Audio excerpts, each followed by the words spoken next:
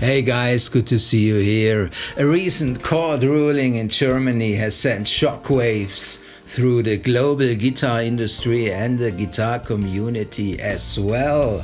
The legal dispute was triggered after the Chinese company Shuffle Musical Instruments sold near-identical Stratocaster copies through the online platform AliExpress for approximately €62. A ruling by the Regional Court of Düsseldorf from March now allows the US manufacturer Fender to take aggressive legal actions against competitors because the body shape of the approximately 70-year-old model has reportedly been recognized as a copyrighted work of art based on original creative expression under German and European copyright law. Based on this ruling, the international law firm Bird & Bird has reportedly begun sending cease and desist letters to retailers and boutique guitar builders across Europe, Asia and the United States. They demand an immediate stop of sales, threaten penalties up to €250,000 per instrument, and demand the destruction of existing inventory. Here's my personal opinion together with some interesting facts and comparisons.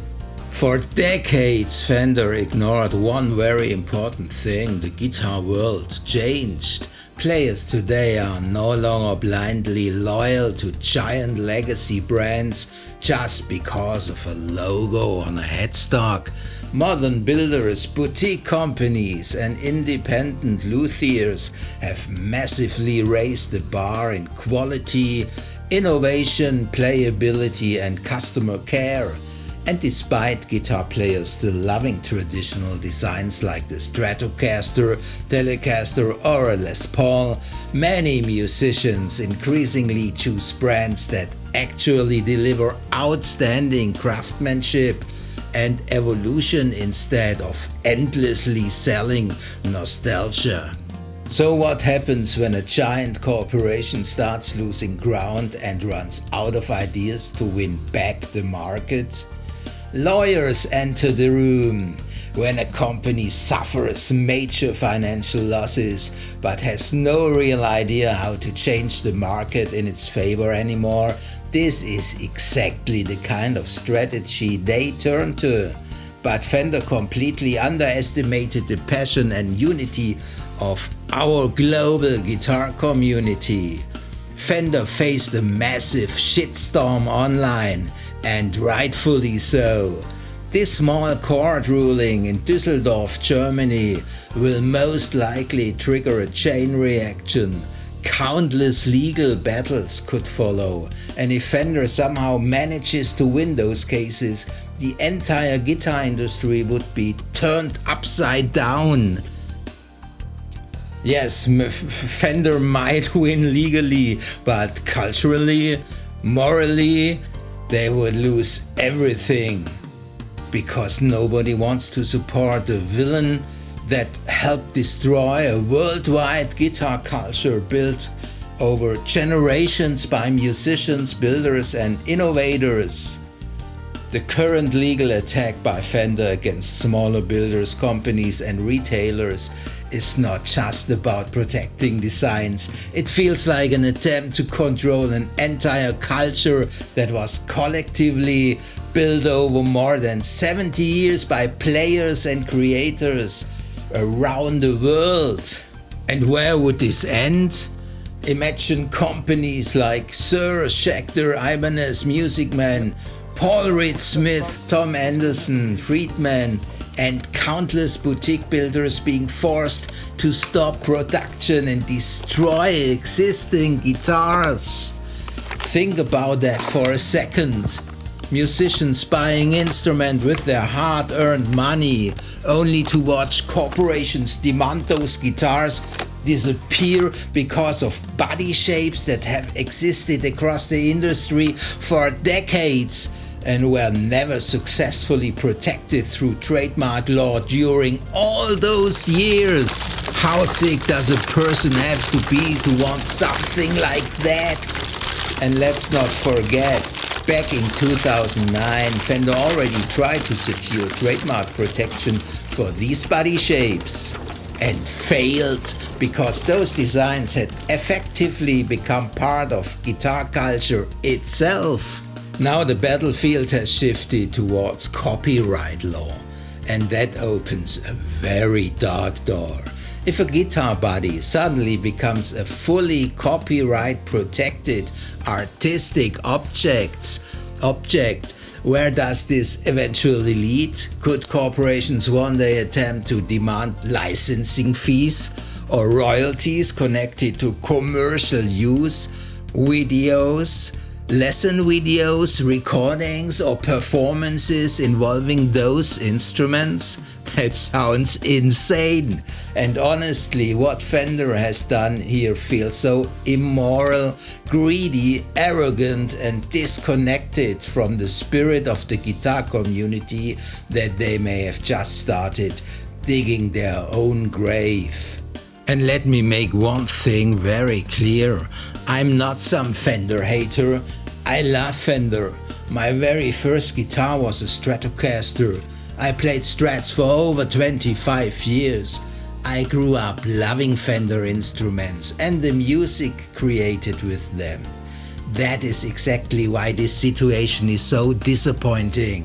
I wish Fender would focus on building outstanding instruments, improving quality control, listening to their customers, and pushing innovation forward like Leo did.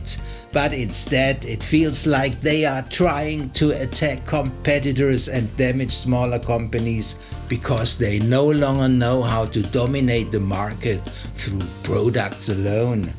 That isn't strength, that is weakness. The guitar community never had a problem with Fender being successful.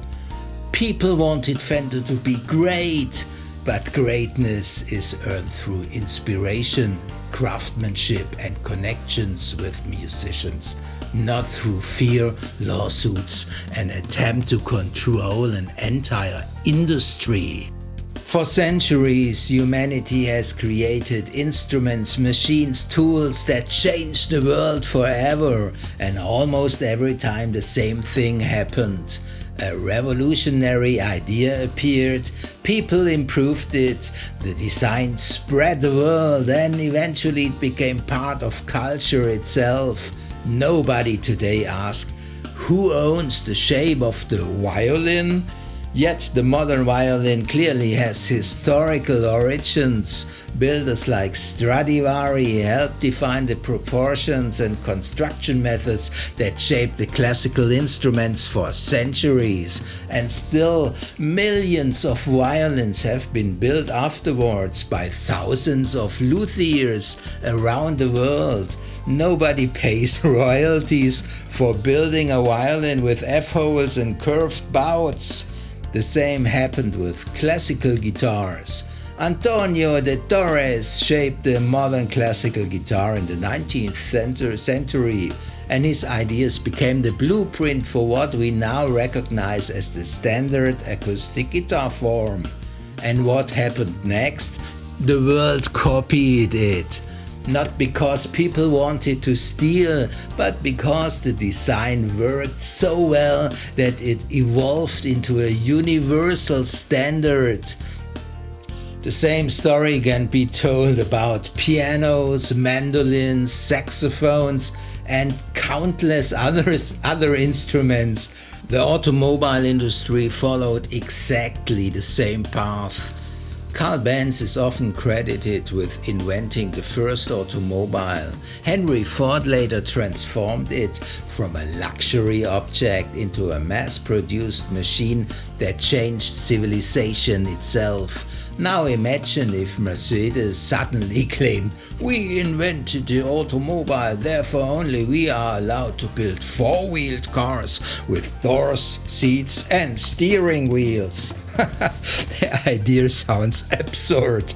Of course, companies can protect logos, technologies and specific design details, but the fundamental concept itself eventually became a part of industrial revolution, and that brings us to electric guitars. Before Leo Fender, there were already electric instruments. The origins of the electric guitar can be traced back to the early 1900s, when inventors and musicians first began experimenting with amplifying traditional acoustic guitars. Everything changed with the invention of the electromagnetic pickup in the early 1930s. For the first time, instrument could truly be amplified and electrified. Yeah, one of the first known electric guitar prototypes was created in 1931 by George Bichon together with Swiss-American inventor Adolf Rickenbacher. Later Rickenbacker, they called it a frying pan. Rickenbacker experimented with electric lap steels and created the frying pan. Gibson developed electric archtops, and Les Paul himself experimented with solid body concepts long before the famous Gibson Les Paul model existed. And then came the musicians who changed everything. Players like Charlie Christian helped establish the electric guitar as a serious solo instrument in popular music and jazz. But he was not alone. As early as 1938, Floyd Smith recorded the very first electric guitar record with his band Floyd Smith and his Clouds of Joy, proving that the electric guitar was becoming something entirely new and very popular.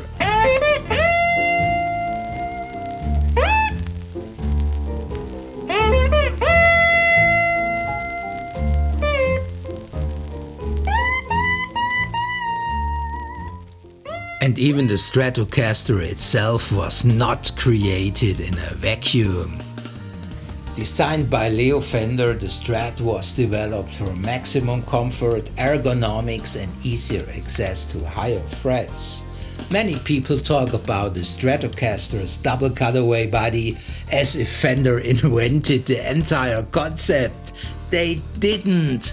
The 1951 Fender Precision Bass introduced a double-cutaway design before the Stratocaster appeared in 1954, and builders like Paul Bixby were already experimenting with double-cutaway solid-body guitars as early as 1949. Were they inventors? No! The idea of a cutaway guitar can be traced back at least to 1828. Yes, 1828, when Austrian guitar maker August Benedict Ventura patented a guitar featuring body cutaways to improve access to higher frets. Long before the Stratocaster appeared in 1954, guitar makers had already been experimenting with cutaways, electric guitars, archtop and countless other design concepts. Many of the iconic Stratocaster colors like Daphne Blue, Shell Pink, Surf Green were inspired by and directly adapted from the American automobile industry of the 50s. That's fantastic! That is exactly how innovation has always worked. Ideas evolve, influence each other and improve over time. Fender also didn't invent the 6-inline tuner slanted headstock. He copied that from the solid body guitar Merle Travis designed in 1947 and built by Paul Bixby at his home workshop in Downey, California. Leo saw Travis playing that custom guitar at a Saturday night dance 4 miles from his home in Fullerton and spoke to him about the design. Leo asked Travis to loan him the guitar for a week so he could study it.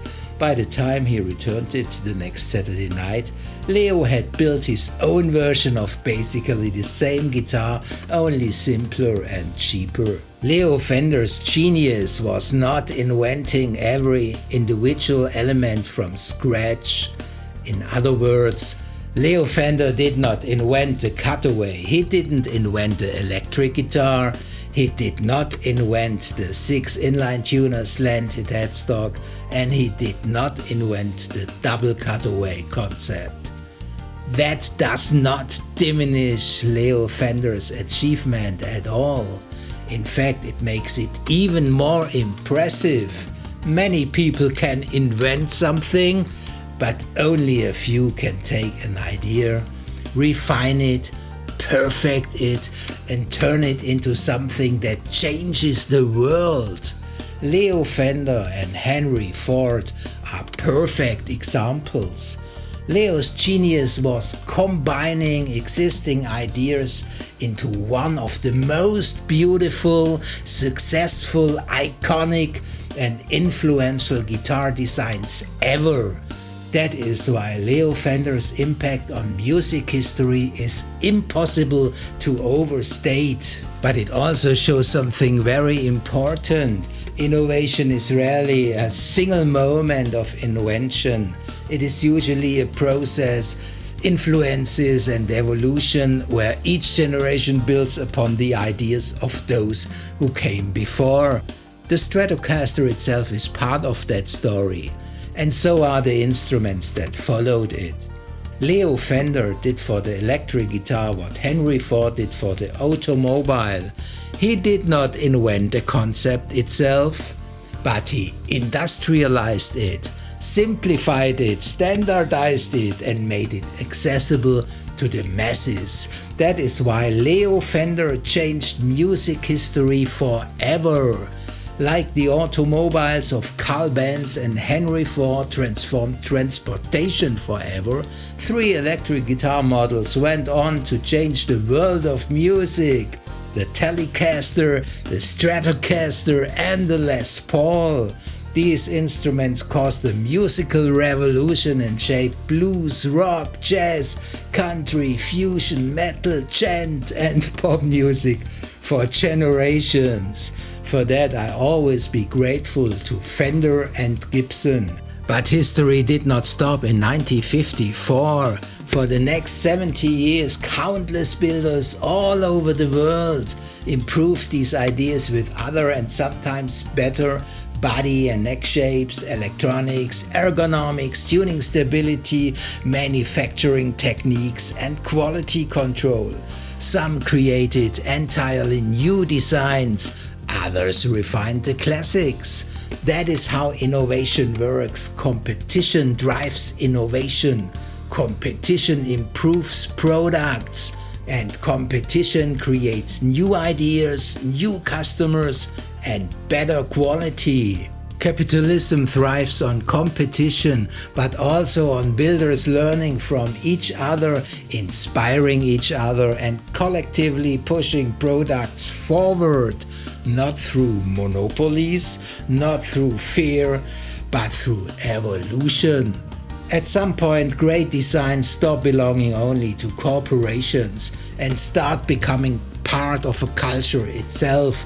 And that is exactly why so many musicians react emotionally when companies attempt to claim ownership over shapes that generations of builders, artists, and players collectively transformed into cultural standards. Culture grows through inspiration, adaptation, and improvement, and the greatest designs continue to live on because musicians, builders, and innovators keep inspiring each other across generations. Once again, Fender already tried to trademark the Stratocaster, Telecaster, and precision bass body shapes in 2009 and failed. The court's reasoning was essentially that these shapes had become so common and widely used over decades that they had evolved into industry standard designs. That is why so many people are surprised to see a similar battle now being pursued through copyright law. The double-cutaway body is now a copyrighted work of art based on original creative expression. Wow! Guys, Fender didn't invent the beautiful shape of the guitar, nor did he invent the double-cutaway. If every double-cutaway guitar is suddenly considered a Stratocaster copy, then more than 100 years of guitar evolution become legally questionable. It would mean that decades of innovation, refinement and development by countless builders around the world could suddenly be reduced to copies of a single design that was itself a collection of earlier ideas, inventions and design concepts that Leo Fender brilliantly refined and combined into the Stratocaster. That would be absurd. That is not how innovation works, and that is not how culture evolves. And that is certainly not how the history of the guitar was written. And let me be clear, I fully support Fender when it comes to fighting one-to-one counterfeit copies. If somebody builds an identical Fender Stratocaster with a copied Fender logo, copied branding and tries to profit from Fender's reputation, then Fender absolutely has the right to defend its intellectual property. The interesting part of this discussion begins after that, because a modern Suhr, Music Man, PRS, Schecter, Yamaha is not a 1954 Stratocaster. Every guitarist can immediately see and hear the differences. Different headstock, different horns, different body contours, different neck joints, different hardware, different electronics, different ergonomics, different design philosophies, and of course a different sound. Of course, you can still see their heritage, just like you can see the heritage of a modern Porsche in the original 911. Most guitar players do not see a Suhr, Music Man, Ibanez or PRS as a fake Fender. They see them as the next chapter in the evolution of an idea that started in 1954. Despite all the controversy, there may be a positive side to this story. The reaction of the guitar community from musicians, brands, luthiers and shops from all around the world proves that guitar culture is still alive. People still care. They care about craftsmanship, innovation, history, and they care about the future of the instrument we all love so much. Fender, Gibson, PRS, Suhr, Music Man, Ibanez, Yamaha, Schecter and countless fantastic boutique builders have all contributed something valuable to that story. Hopefully this controversy will remind us that the future of the guitar was never built through monopolies, fear or lawsuits. It was built through competition, inspiration, innovation, evolution and passion. And that is exactly what has always made the guitar world stronger.